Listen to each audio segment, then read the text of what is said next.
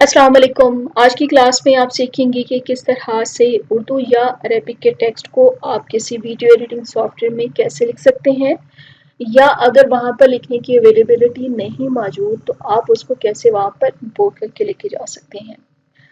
उसके लिए कुछ टेक्निकल बातों का समझना बहुत ज़रूरी है, जैसा कि आपके सिस्टम में उर्दू और अरबिक के फ़ॉन्ट का होना ज़रूरी है इंस्टॉल्ड।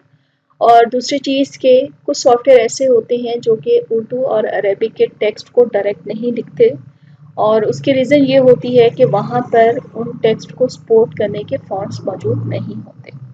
तो उसके लिए आपने क्या करना है कि आपने उर्दू का जो तमाम या अरबिक का काम करना है वो पावर पॉइंट के ऊपर आपने लिखना है।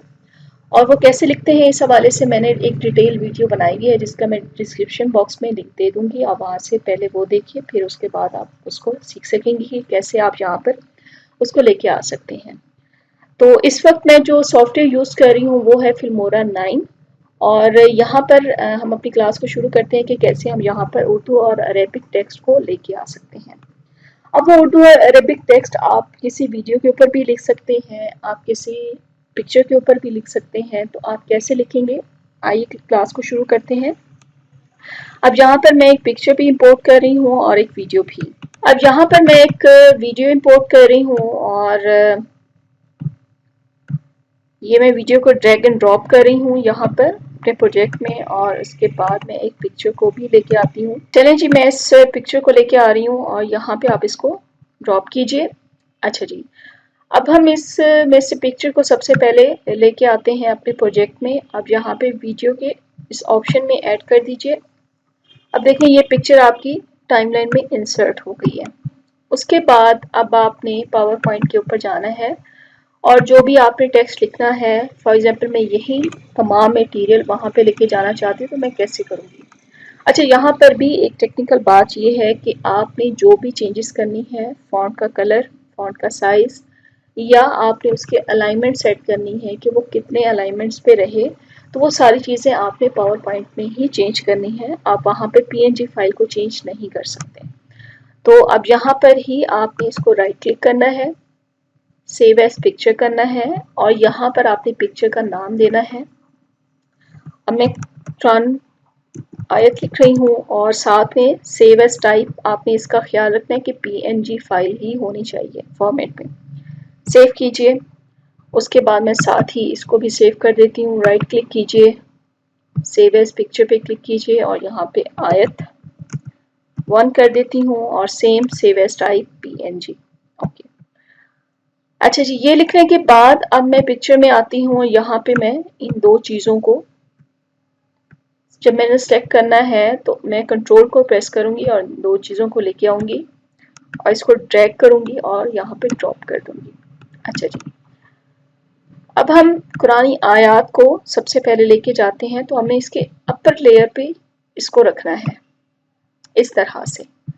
अब इस पर क्लिक कीजिए तो देखिए यहाँ पर भी बॉर्डर आ गए हैं, दैट मीन्स हम इसके अलाइनमेंट यहाँ पर भी चेंज कर सकते हैं।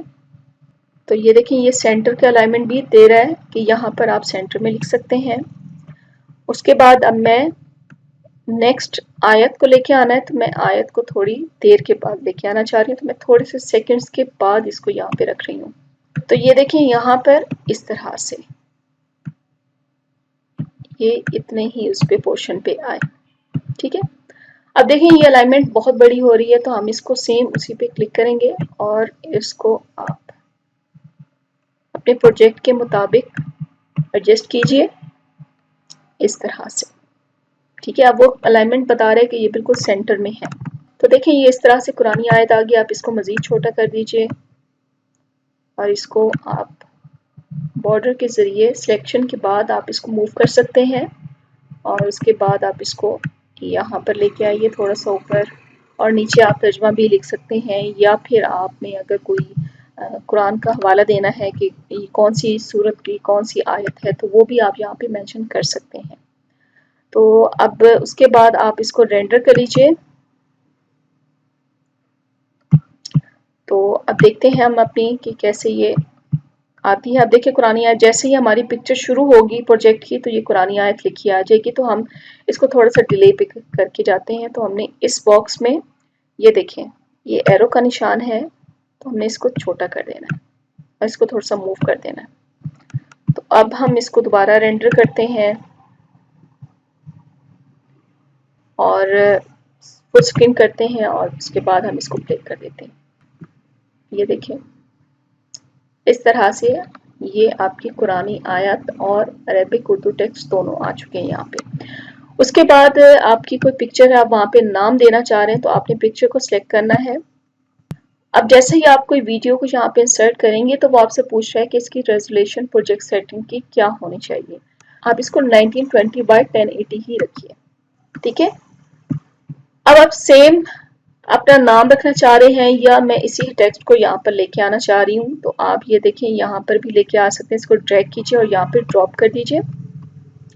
यहाँ पर इसकी अलाइनमेंट सेट कीजिए इस तरह से, और ये कितने टाइम के बाद ये आए और कितने टाइम के बाद जाए ये आपने खुद ही सेट करना है यहाँ पे। तो मैं ये चाह रही हूँ कि ये इतने सेकंड्स के बाद आए, ठीक है। तो अब अगेन रेंडर करते हैं और अब ये देखें हम दोबारा अपने प्रोजेक्ट को शुरू से ही स्टार्ट करते हैं। ये देखें उसके बाद इस तरह से। तो देखिए कितने आसानी के साथ आपने उर्दू और अरबिक टेक्स्ट को अपनी वीडियो एडिटिंग सॉफ्टवेयर में ट्रांसफ़र किया और यहाँ पे उसको ड्रैग एंड ड्रॉप किया। उम्मीद है आपको आज की क्लास समझ आ गई होगी, और कुछ भी अगर कोई कमेंट्स हों, कोई क्वेश्चंस हों तो आप कमेंट बॉक्स में पूछ लीजिएगा। जज़ाकल्लाह खैर, अल्लाह हाफ़िज़।